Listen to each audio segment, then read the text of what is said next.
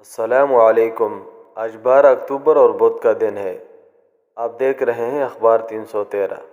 ایک شخص نے جوازات سے دریافت کیا ہے کہ بیرونی مملکت خروج عہدہ پر گیا ہوا ہوں، کام کی وجہ سے فوری طور پہ واپسی مشکل ہے۔ معلوم کرنا چاہتا ہوں کہ آن لائن سسٹم ہونے کے بعد کیا یہ ممکن ہے کہ مملکت سے باہر رہتے ہوئے کفالت تبدیل کروا لوں؟ تو اس کا جواب دیتے ہوئے جوازات کا کہنا تھا کہ اقامہ ہولڈر کارکن کی اسپانسرشپ تبدیلی کے لیے لازمی ہے کہ کارکن مملکت میں موجود ہو۔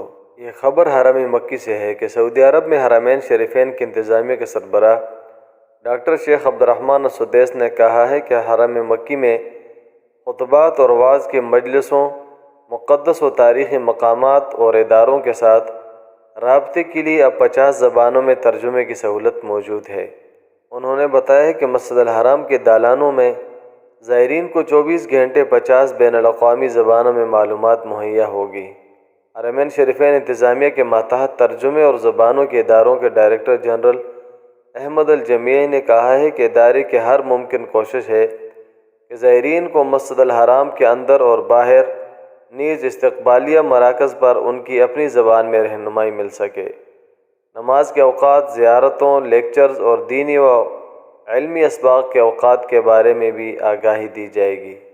سیکورٹی اداروں، وزارت حج عمرہ اور سعودی ہلال احمر کے ساتھ رابطے زائرین کی اپنی زبان میں فراہم ہوں گے۔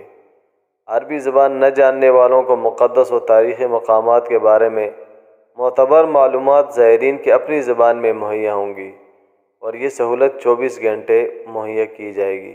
آپ کے قیمتی وقت کا انتہائی شکریہ۔ اللہ حافظ۔ سبسکرائب کے بٹن پہ کلک کریں، بیل کے آئیکن پہ کلک کیجئے تاکہ ہر نئی ویڈیو کی نوٹیفیکیشن آپ کو مل جائے۔